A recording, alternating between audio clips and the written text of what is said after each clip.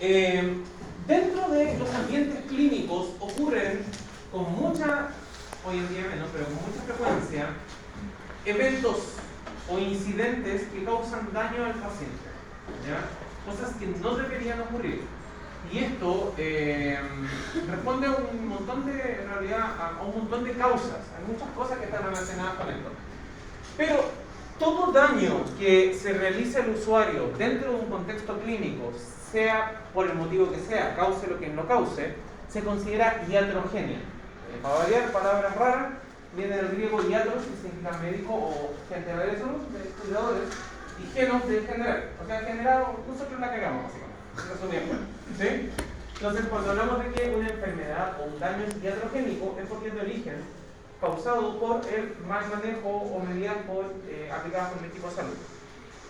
Casi siempre la iatrogenia se asocia a distracción, o sea, estabas pajareando, no te diste cuenta, el médico operó la pierna que no era, cosa que pasaba mucho antes, hoy en día cada vez menos. Confiarse con técnicas simples, a veces la gente se confía porque hay que hacer una cremita nomás en la mano y qué va a hacer, y resulta que era una cremita irritante y tienes que colocarla en otro lado y no ahí, dejaste la pega, ¿ya? Esa gente se confía. O falta de verificación, porque de hecho hoy en día existe mucha normativa de verificación para prevenir.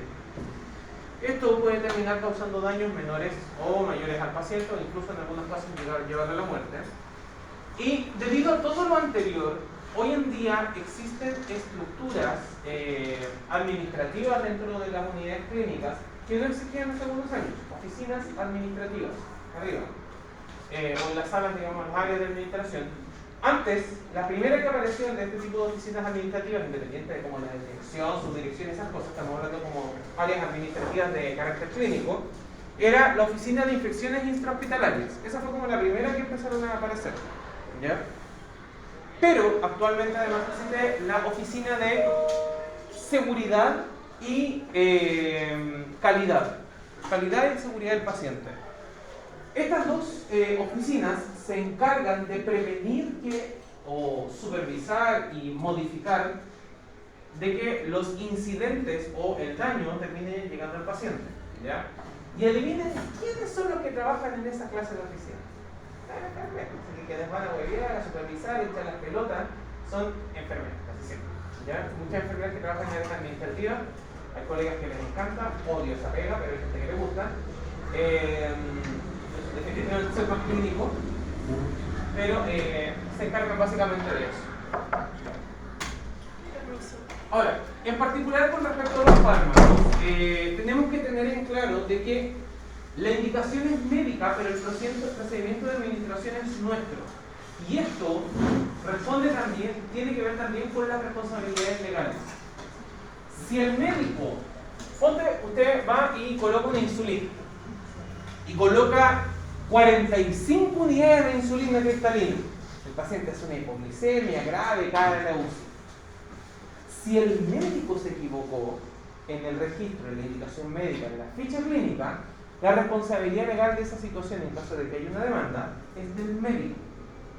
Es decir, el médico fue el que escribió en la ficha incorrectamente la dosis, y por tanto, aunque usted igual se lo da a pinquear, porque usted debería, se pegaba la quinada de que era como rara la dosis, o sea, si todavía no cacha que esa dosis es alta, pero a esas alturas ya trabajando usted debería cachar que la dosis estaba como rara y por último preguntar. No vas a tener responsabilidad legal. A lo mucho te va a tocar declarar, pero responsabilidad legal no. Si el paciente se llega a morir por eso, tampoco. Cualquiera, o sea, vas a tener que declarar, seguramente vas a ser parte del proceso sumario, pero legalmente no vas a tener responsabilidad porque el error de indicación fue médico, ¿sí? Estaba mal escrito en ficha. Pero, si el médico escribió 4 unidades de insulina y usted la U de unidades pensó que era un 0 y le mandó 40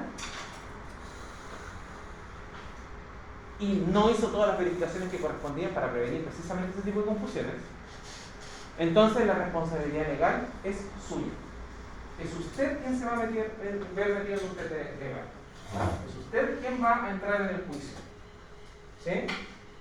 Entonces, déjame silenciar.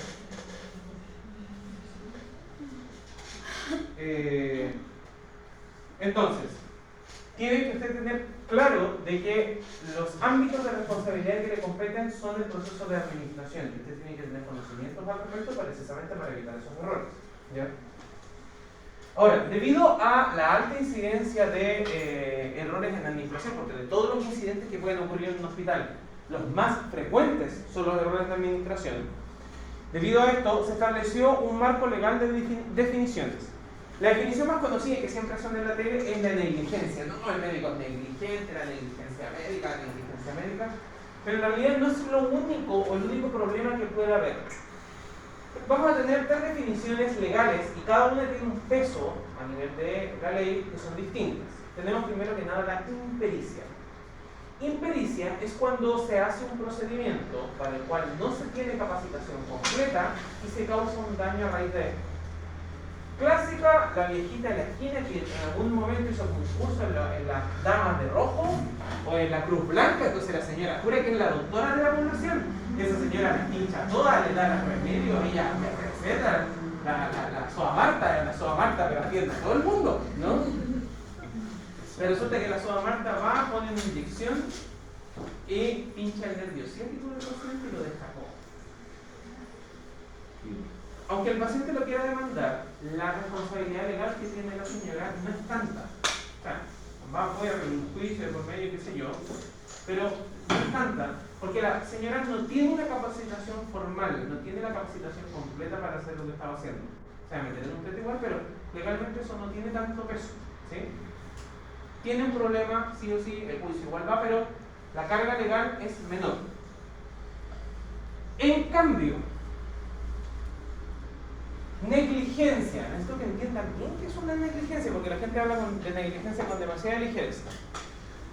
Un médico de urgencia le lleva un paciente e identifica y diagnostica una apendicitis. La normativa establece que la apendicitis corresponde al grupo de diagnósticos que se deben intervenir de urgencia, sin espera. ¿Sí? O sea, hay lapsos de espera tolerable, pero deben operarse de urgencia. Las apendicitis se deben operar lo antes posible. En cuanto haya un pabellón disponible, puede pasar un par de horas entre medio, sí, pero debe ser hoy. ¿Sí? Es una urgencia, una cirugía de urgencia. Entonces, claro, el médico pide pabellón, chuta, los pabellones están ocupados, quizás se van a desocupar en la tarde, casi cuando él se está por ir del turno, entonces dicen, lo operamos mañana. Lo operan mañana, pero durante la noche el paciente hace una peritonitis, una perforación intestinal, septicemia y se muere. Eso es negligencia. Porque el médico sabe cuál es el problema, está identificado y además está indicado que debe intervenir, debe operar, y tiene la capacidad y habilidad para hacerlo, pero lo dejó de hacer porque decidió dejarlo de hacer. Y eso devino en un daño o muerte del paciente. Eso es negligencia.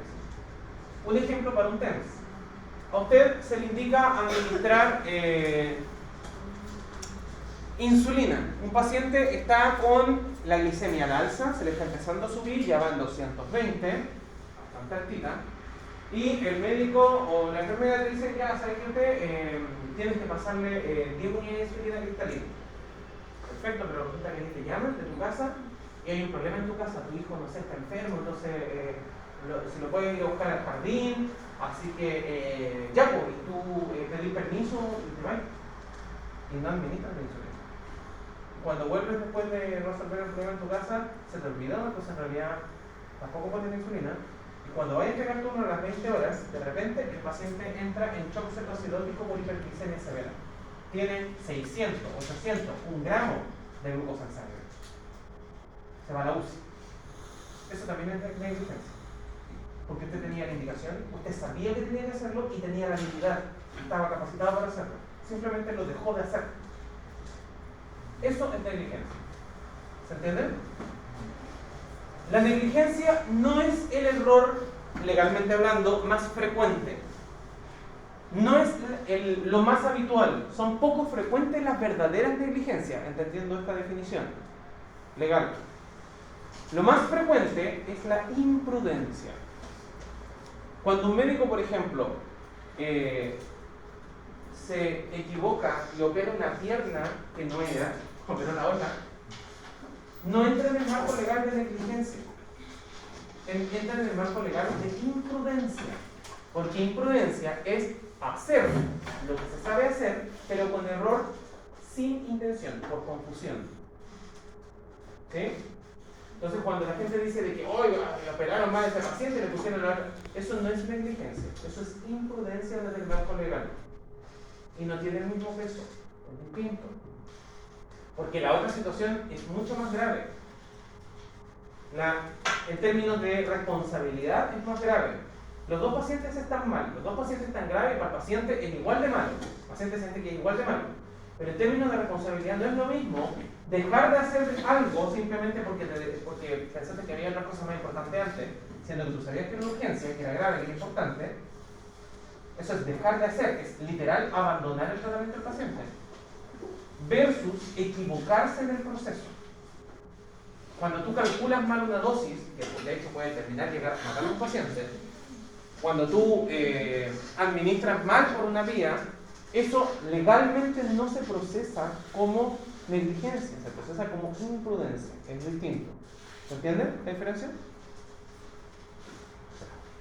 Ahora, el marco legal para esto es el decreto número 3 del 2010 del Reglamento Nacional de Control de Productos Farmacéuticos de Uso Humano. Es un cacho, ¿ya? Pero voy a explicar lo más importante en realidad, porque de aquí me interesa que entiendan algunas cosas. Ya que es un cacho, me cargan las detallitos legales. Siempre encuentro que es un cacho, no somos abogados nosotros. Pero sí necesito que entiendan de que esto está regulado a nivel de la ley a través de la farmacovigilancia, el concepto de farmacovigilancia, que establece como responsable del Instituto de Salud Pública, el ISP, a nivel nacional, y el ISP a su vez obliga a los profesionales sanitarios y directores técnicos de centros asistenciales, director del hospital, del consultorio, de la clínica, a notificar todo incidente que ocurra con problemas con fármaco, sin importar si hubo o no hubo daño del paciente. Entonces usted tiene que tener claro que si usted se equivoca de un fármaco por error, se resuelve, no pasa nada, al paciente no le pasa nada malo, igual se debe notificar, porque eso exige la ley. ¿Ya? Entonces igual vas a tener que hacer el formulario de notificación, aunque no haya pasado nada. Porque la ley exige eso. Porque esto funciona como una cadena de supervisiones. Yo superviso el TENS, a mí me supervisa calidad. La oficina de calidad, a la oficina de calidad lo supervisa el director del hospital, y el director del hospital lo supervisa la oficina regional y también el Instituto Nacional de Salud Pública. Entonces, la notificación se va a hacer igual, haya o no haya problemas con el paciente al respecto. ¿Ya? Y por tanto, debe haber los titulares de los recintos de salud deben contar con sistemas de farmacovigilancia, donde se informan, por ejemplo, las reacciones adversas a medicamentos. Hay documentos para esto. O sea, si el paciente hace un rash cuando yo le paso un medicamento, hay que informarlo. Aunque se resuelva y no pase nada y el paciente esté súper bien después, igual se debe informar. Profe, ¿ya? Lo vimos en la clase anterior. Pero me dijeron que no habíamos visto esta clase. No, en la clase anterior vimos lo del formulario. No. De eventos adversos. No, la profe Lorena. Sí. Ah, en otra materia. Sí, en otra materia. Dígame esa huevada, porque Perdón. en la clase anterior. No vine, profe. Yo que lo habían visto en la otra materia. Sí, pero era para que supieran. Tengo la cola de cristal, ¿no? Eso, pues. Ya, bueno, entonces, una vez que se notifican, se deben establecer medidas especiales de farmacovigilancia según solicitudes del Instituto de Salud Pública, ¿ya?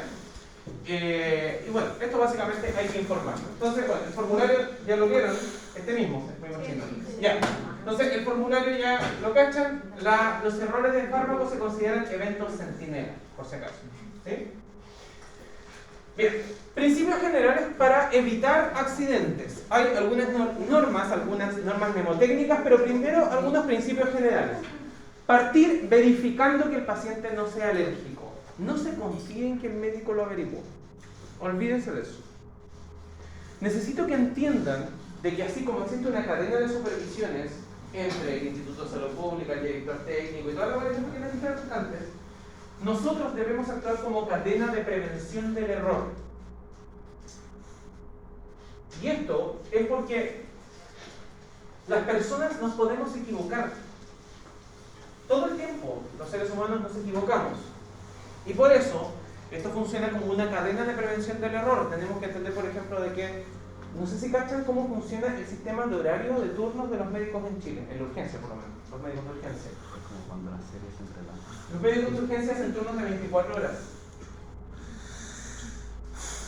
Los médicos de urgencia hacen turnos de 24 horas, la mayoría de los casos. En algunos casos escasos no, pero la gran mayoría de las veces sí. Y después de 24 horas, si tienen un paciente hospitalizado, o dos, generalmente no son dos, son 6, son 12 a su cargo, tienen que pasar a verlos. Después de un turno de 24, habiendo tenido un paro, un acuchillado, un baleado, la hemorragia, no sé qué, la noche, vaya a ver paciente, tú comprenderás que es muy probable que el médico se le olvide preguntar con respecto a la alergia, que se le pase una coma, que se le pase un cero, que escriba mal alguna cosa. O sea, la posibilidad de error es alta. ¿Sí? Entonces, el primer filtro ante esto, el primer filtro ante esta clase de errores deberíamos ser nosotros, los enfermeros, enfermeras, enfermeros. Porque yo reviso la ficha clínica y yo traspaso las indicaciones del médico a la tabla de enfermería y hago las tarjetas de indicaciones con las que van a trabajar ustedes. Pero resulta que en un turno de noche también puede que me caiga, cosa que me ha pasado. Turno de noche, 5 paros. 5 paros. Llegáis a las 8, a las 8 y media tenía un paro. 5 paros en turno de noche. Y a las 5 de la mañana llego en inglés. Y a esa hora yo tengo que estar leyendo la ficha médica, traspasando las indicaciones, haciendo tarjetas de enfermería, o sea, toda la enfermería y tarjetas de medicamentos. Tú comprenderás que también es posible que a mí se me pase.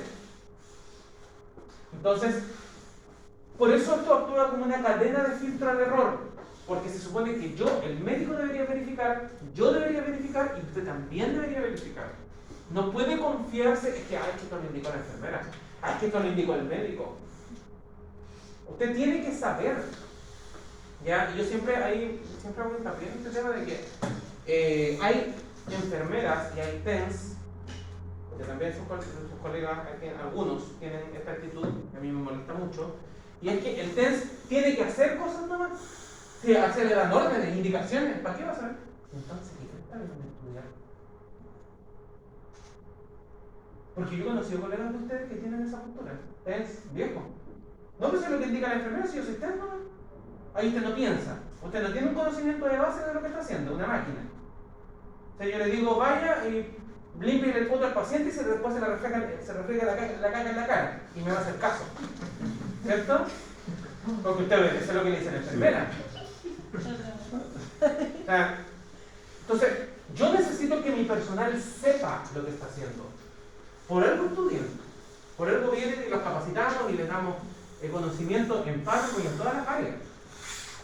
Entonces, necesito que tengan un conocimiento básico con el cual ustedes ayudan a que la atención sea más segura en el paciente. ¿Sí? Y yo me he encontrado también con colegas mías, enfermeras que tienen esta actitud de que, que son los test, ¿no? Yo trabajé en un servicio en que la enfermera prohibía que la jefa prohibía que las enfermeras tomaran té con los test. Porque son las enfermeras, son las profesionales.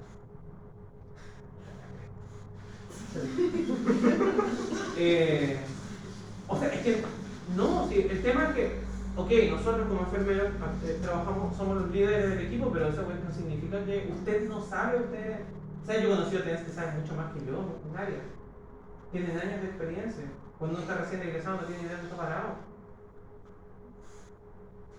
Yo conozco TENS que cachan harto más, por ejemplo, de manejo un paciente pediátrico en paro cardiorrespiratorio con un médico recién egresado. Entonces, tenemos roles, pero eso no significa que usted no tiene que saber. Y en ese sentido, yo necesito que usted sepa también aplicar las prevenciones. ¿Ya? Entonces, reitero, primera prevención, verificar que el paciente no sea alérgico, siempre. Asegurarse que el medicamento es efectivamente lo que corresponde y todos los datos básicos, que eso lo vamos a profundizar de ahí porque hay una norma mnemotécnica para eso. Otra cosa, revisar que usted conoce el fármaco que va a administrar, porque también me encuentro con eso. Oye, ¿qué le pasa con el paciente de levofloxacino? Ah, ya. Oye, pero ¿por qué se lo pasaste así directo? Porque no decía tiroides, pero es un antibiótico. Ah, porque yo no sabía que era un antibiótico. O sea, ok, estamos de acuerdo. Usted no está obligado a saberse todo de memoria, quizás. Se va a encontrar con medicamentos que no va a conocer, pero tiene celular y hay computadores en las áreas clínicas. Su obligación es buscar y saber lo que está administrando. Es imposible que se sepa todos los fármacos que existen en el mundo. No hay médico ni enfermera que se los sepa todos. Pero si a usted le toca administrar algo que no conoce, su obligación es buscar, saber de qué se trata, tener una noción por lo menos de lo que lo está administrando. Es un antihipertensivo, un antibiótico, un medicamento para la fiebre. Aunque no lo conozca, buscará. En los servicios clínicos hay computadores disponibles. Entonces, no es excusa. ¿Sí? Verificar la fecha de caducidad, asegurarse que no esté vencido. Si tiene, pásenos dudas con la indicación, cualquier cosa que no le quede clara, hay algo que encuentra raro, pregunte. ¿Postura? Ya, porque también pasa de repente que a veces van, llegan y administran porque está, lo que les decía recién es que lo indicó la enfermera. Lo encontré raro, pero yo en realidad sí lo indicó la enfermera. ¿Sabes cuándo pasa eso mucho? Cuando el test está peleado con su enfermera. Entonces el test está peleado. Discutieron, entonces, yo lo administré porque lo indicó la enfermera. Yo soy el test, no me que usted no me puede meter entre medio de la pelea al paciente, porque finalmente lo que está poniendo en riesgo al paciente. Porque si esa es la realidad, pues estamos poniendo en riesgo al paciente. Por venganza de la enfermera, ¿está poniendo en riesgo la salud del paciente? ¿Ya? Si tiene dudas con respecto a la técnica, pida ayuda. No sabe, nunca ha administrado esto, es una técnica rara, dice intramuscular, pero administrar en una zona que usted nunca... Si no se administra intramuscular ahí, ¿cómo va a ser así? Pregunte. A nadie se le cae la corona por preguntar. ¿Ya? Si durante la preparación del fármaco tiene problemas o pérdida de dosis, se le contamina, se bota. Habrá que pedir otra dosis, se ha pedido otra receta, se bota. Si tenemos riesgo de contaminación o de que el fármaco se haya alterado durante la preparación, se bota directamente. Ya no vamos a poner en riesgo al paciente. Mismo concepto si el fármaco no tiene toda la información. Clásico de las tiritas de pastillas. Las tiritas de pastillas, llega el paciente con su tira de pastillas, entonces, claro, tú tenés el cajón con los fármacos del paciente y como se va desocupando la tira, la empiezan a recortar para que no ocupe tanto espacio porque tiene un montón de cosas, el cajón es chico, entonces y te toca a ti administrar un medicamento, abrís el cajón de las 15, sacáis la tirita y dices LOL, 10 miligramos. LOL, porque el resto está cortado, no tienes ni idea que lo que hay. Y tu indicación es carvedilol. ¿Será este? No. Hay atenolol, propanolol, labetalol, carvedilol. O sea, si no está toda la información y usted no tiene cómo verificar que efectivamente el fármaco que le corresponde al paciente no se administra. Si usted tiene la duda, se encuentra con esa pastilla y tiene la duda, le preguntará a su enfermera o al colega que estuvo de turno antes, por último le echan a llamar, oye guachito, ¿tuviste ¿cómo se llama? La tira de carvedilol? Porque sabes que está cortada y dice LOL, no estoy seguro si es. Sí, yo la corté, era carvedilol. Ya, por último tienes un método de verificación. Si no tienes, no administras eso. Porque no sabes qué es lo que estás administrando. ¿Sí? Y otra cosa importante, si el error llega al paciente por el motivo que sea, usted se emboló, no se dio cuenta, calculó mal, qué sé yo, avisar de inmediato. Porque si usted avisa de inmediato, el problema lo podemos resolver. Si no avisa, el problema va a salir a flote cuando el paciente esté grave. Tenga claro, por favor, y esta no solo es mi actitud, en general habemos varios que tenemos esta actitud. Si usted, siendo alumno, porque en algún momento la ortopedia de campo clínico, administra un fármaco, se equivoca y oculta el error para que no le pongan un rojo, tenga por seguro que yo me voy a asegurar que lo eche de la carrera. Porque esa persona no me sirve. No solo a mí, no le sirve al sistema de salud porque no tiene ética, porque no puede estar por encima del bienestar y la salud de una persona una nota. Si usted la cagó, tiene que afrontar que la cagó. Quizás la va a poner con rojo, le va a llamar la atención, pero de alguna manera va a salir adelante y va a poder seguir su carrera. Porque lo vamos a resolver. Pero si usted me lo oculta, eso es falta de ética, es una falta de ética grave y para mí eso no tiene vuelta. Y me he encontrado con funcionarios así y he dejado. Donde se han cometido errores de administración y que te lo ocultan y te enteré cuando el paciente ya está grave, tienes que llevarlo a la UCI. Pero ¿cómo pasó esto? Y la única manera es que le pasaron mal el medicamento, empecé a revisar, buscáis los frascos vacíos, claro, le pasaron el doble de la dosis. El funcionario cayó que el error. A eso, pero me rajo. Porque no puede ser que por encima del bienestar de una persona esté que no te llame la atención. Todos nos hemos equivocado, todos. Cuando yo egresé, me mandó una cagada más o menos grande, llevaba como 6 meses trabajando, y fue de huevo nomás, porque el médico me dijo, sáquenle la sonda al paciente de la cama 5, y yo, agilado, no esperé que el médico registrara. Mal ahí, nunca más. Era el paciente de la cama 6. Y el médico escribió en la cama 6. Entonces después cuando yo saqué la sonda, el médico se lavó las manos por mi huevo. Yo me hice cargo, si yo la había sacado. Entonces avisé, tuve que hablar con el otro médico tratante, llamar a un cirujano, tuve que conseguir una radiografía, andar bioliqueando ahí a rayos para que le tomaran una radiografía y un escáner para controlar. No pasó nada, pero uno se tiene que hacer cargo. No estamos trabajando con computadores, estamos trabajando con gente, con personas. ¿Sí? Y como les digo, cuando se avisa a tiempo, el error siempre es manejable. También tengo una historia al respecto. Hace como, yo creo, unos 4 años acá, cuando estaba llevando alumnos a campo clínico, fuimos al servicio de medicina y estábamos con una sala, mis alumnos administraron todo, hicieron todos los procedimientos, todo impeque, todo registrado, bien calculado, ni un problema en realidad, súper bien los cabros. Y a la señora Clarita le avisamos que era técnico de sala, que estaba todo listo, estaba todo registrado correctamente. De hecho, mis alumnos le entregaron el turno y avisaron que habían pasado todo, incluyendo las insulinas, y las insulinas estaban notadas donde correspondía, todo como corresponde. 9 de la noche, nos fuimos nosotros. 9 de la noche me llaman por teléfono, la señora Clarita, don Johan, oye, ¿ustedes pasaron la insulina? Sí, pues se le dijimos, está anotado en ficha. Pero ¿y la paciente la dice? Sí, pues si está anotado, revisa. Sí, es que me di cuenta recién y yo pensé que no se la habían pasado y le pasé la dosis de nuevo. Y ya, corran, avisen, de inmediato. Y la señora muy atinada, asumió y avisó. ¿Qué le pasó al paciente? Nada. Se le pasó un suero glucosado, control hemoglucoteja a repetición, monitorización por si acaso. Con el manejo del glucosado y monitorización anduvo en pequeño. No. Cacho que lo habían pinchado 2 veces. No tuvo ni una complicación. Nada. Pero porque ella avisó el error de inmediato. Si no avisa, nos habríamos enterado cuando el paciente hiciera un choque hipoglicémico. Entonces, para que lo tengan claro.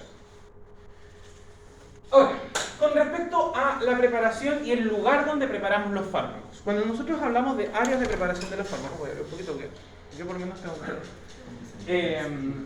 Cuando nosotros hablamos del lugar donde vamos a preparar los fármacos, el lugar de preparación de los fármacos debe siempre estar limpio y desinfectado. Generalmente preparamos en la clínica de tratamiento, ya sea en la superficie misma del mesón o en una bandeja. Por lo tanto, siempre limpiar y desinfectar la superficie previa, y es importante que la preparación de los fármacos no debe realizarse en la unidad clínica del paciente. Eso es un error recurrente y no es correcto. La típica que llegan con la bandejita al lado del paciente y ahí empiezan a preparar. Eso no es correcto, por varios motivos. Primero, en la clínica de tratamiento usted tiene todas las áreas. Si usted va ahí al lado del paciente a preparar y de repente cacha que le falta una aguja, no traje el algodón o el no sé qué, se tiene que andar haciendo devolver. Y la clínica de tratamiento nunca está al lado del paciente, está en el pasillo por allá, entonces, partiendo por ahí. Segundo, si el paciente es ansioso y yo le tengo que preparar una inyección que me vea cargar la aguja, que cambie la aguja, que prende la aguja, que rompe el vidrio, más ansioso se pone. Y tercero, si el ansioso es usted, porque el alumno primera vez que va a administrar y está preparando el fármaco y está como que se tirita que entonces, ¿cómo preparo esto? ¿Cómo? ¿Y esto cómo le pongo suero? ¿Le pongo ventilar? ¿Y cuánto le pongo? ¿Cómo se calcula? A ver, No me equivoqué, lo voy a volver a calcular. Si el paciente ve eso, ni que Entonces, por todos estos motivos, no vamos a preparar nunca en la unidad de tratamiento del paciente. Vamos a preparar 10 minutos se corta. Siempre en la clínica de tratamiento. ¿Sí? Y para administrar fármacos, vamos a utilizar las técnicas de manejo de área limpia, técnica limpia o técnica aséptica, según sea el caso. ¿Cuál es la diferencia? ¿Qué diferencia tiene la técnica limpia de la técnica aséptica? Que en una se limpia y otro es para tejidos vivos, ¿no? Nada que ver. Más o menos. A ver, pensemos en términos de áreas. ¿Qué áreas tiene un área limpia? ¿Cómo? ¿Qué áreas tiene una bandeja de técnica limpia? Área estéril. No, área sucia y área limpia. Nada más que eso. Área sucia y área limpia. Nada más. La técnica limpia tiene área sucia y área limpia. Nada más. Típico para los medicamentos no inyectables. Cuando usted va a dar una pastilla, una crema, unas gotitas, lleva su bandeja separada en área limpia y área sucia. Nada más. ¿Sí? Y en la técnica aséptica. ¿Ahí tiene zona estéril? Vamos a tener un área estéril. La diferencia es que no es técnica estéril. Ojo, las técnicas inyectables no son de técnica estéril, son técnicas asépticas. Porque la técnica estéril requiere un campo estéril completo y todo se maneja con guantes estériles. No hay nada más que área estéril en técnica estéril. ¿Sí? En cambio, en la técnica aséptica voy a tener un área sucia para los desechos, la mayoría de la bandeja como área limpia y un rinconcito de material estéril, donde yo voy a dejar la jeringa, la aguja, ¿cierto? Pero eso tampoco lo voy a manejar con guantes estériles, lo voy a manejar con guantes de procedimiento, con mis manos lavadas. Por tanto, igual se tiende a contaminar un poco. Entonces, la técnica aséptica literalmente es una cosa media abundante, donde mezclamos áreas. ¿Ya? Entonces, las áreas tienen que estar correctamente delimitadas. Por ejemplo, acá tenemos una bandeja para toma de muestra, toma de exámenes de sangre. Ya tenemos un cortopunzante, alcohol, guantes, ¿cierto? Frascos de exámenes, hay un scalp, tenemos jeringa, ligadura, tela adhesiva, qué sé yo. Y una caja con gasitas estériles. ¿Sí? O sea, acá hay una bandeja armada para técnica aséptica, un procedimiento con técnica aséptica. Pero tiene un problema. Esta bandeja tiene un problema, está mal armada. ¿Qué cosa está mal puesto?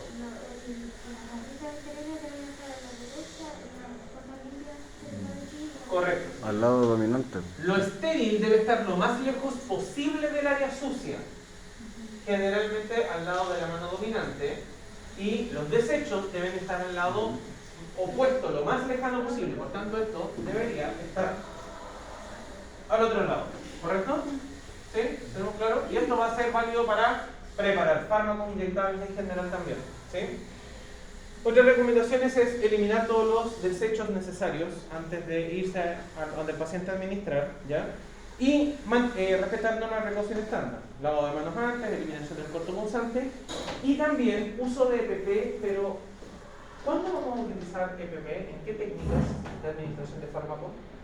Cuando hay un paciente con aislamiento. Eso no es precaución estándar, eso es aislamiento. Acuérdense que precaución estándar son las que se aplican a todos los pacientes. Cuando sea intrusivo, no. ¿Cómo cuando sea qué? Intrusivo. Invasivo como Invasivo. Colocación de. Estamos administrando fármacos. Administrando fármacos intravenosos. Ya.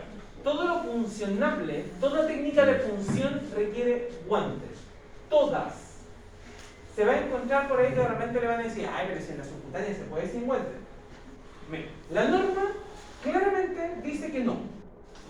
La norma dice que si es inyectable es con guantes, porque usted está en contacto con fluidos corporales. Por ahí puede salir sangre. Por tanto, no. El día de mañana que ustedes con 10 años de experiencia y se maneje pinchando, nunca se contamine, puede ser, quizás tal vez. Pero siendo estudiante, no.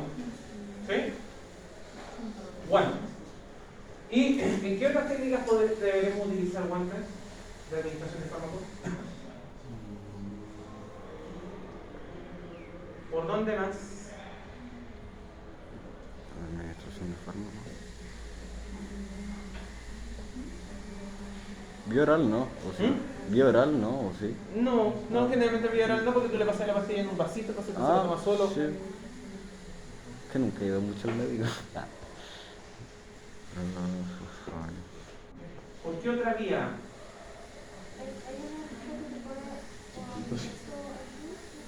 El catéter. Uy, sí, pues, sí. Eso todo es inyectable. Profe, acá tiene una respuesta.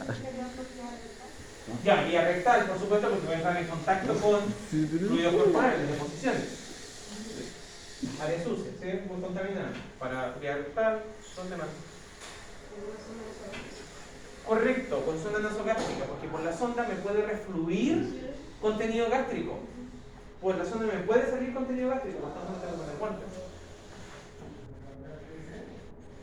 ¿Por dónde no se le ocurre que tendría cuando me aguante?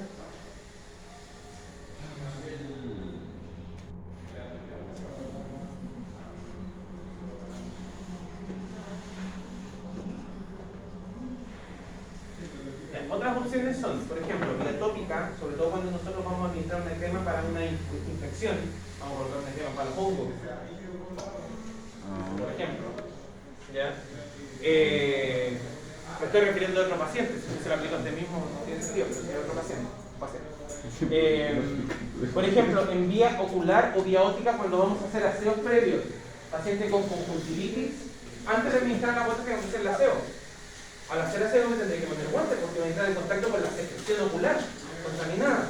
Para administrarme lo puedo sacar porque yo voy a tirar la piel, no voy a tomar la zona, no voy a entrar en contacto con los fluidos. Pero para limpiar sí, debería. ¿Estás con autito?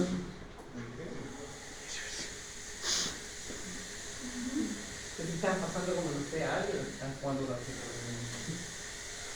Bien, a raíz de todo lo anterior, para prevenir accidentes y problemas, aparecen las normas de los yo en la administración de fármacos. ¿Ya? La norma de los yo es una norma de coherencia y responsabilidad durante la administración que es bastante sencilla. Plantea de que si yo preparo, yo administro, yo registro, yo respondo, esos son los 4 yo.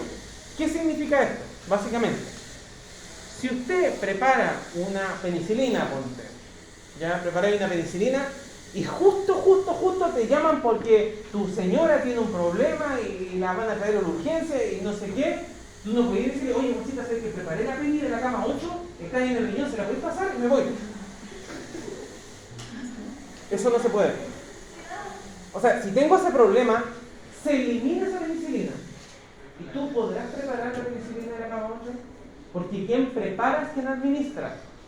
Porque ¿qué pasa si yo en el apuro de los nervios calculé mal, preparé mal, contaminé? ¿Cómo se va a hacer cargo mi colega del error que yo me mandé? No. Por tanto, si usted prepara, usted lo administra. Y en el mismo sentido, usted se hace cargo del registro.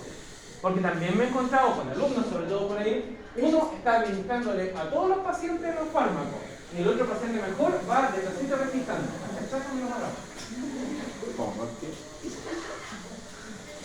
Porque el que está registrando no puede hacerse cargo de la administración. Cuando está registrando, está haciendo un registro legal.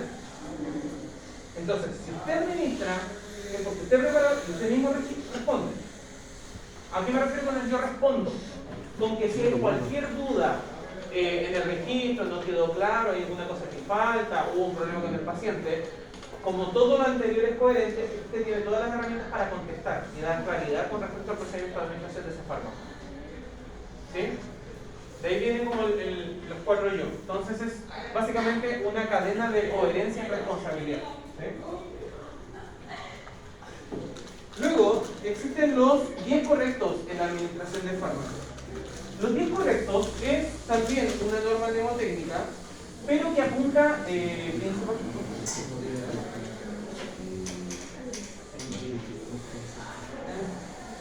los 10 correctos de la administración de fármacos son principios mnemotécnicos que ayudan a no olvidarse de cosas que debemos verificar. Hace muchos años atrás, cuando yo estudié en la U, ¿ya? Antes que yo egresara, como 15 años atrás, eran 5 correctos. Ya por ahí se van a encontrar con enfermeras que todavía van a preguntar por los 5 correctos, pero en realidad eso ha ido cambiando con los años. Mi abuelita. Porque después se agregaron 2 más, luego se modificaron a 10 correctos y las normas actuales son 10, pero no son esos que están en amarillo, porque eso fue una actualización antigua. Los actuales son estos. Esos son los 10 correctos actuales. Por ahí se van a pillar con algún libro que habla de 12 correctos, pero eso todavía no se ha oficializado, no es nada que esté como estandarizado, así que hablamos solamente de 10. ¿Ya? Por lo menos hasta el momento lo que hay son 10. Y vamos a revisar dónde se hacen las verificaciones de los correctos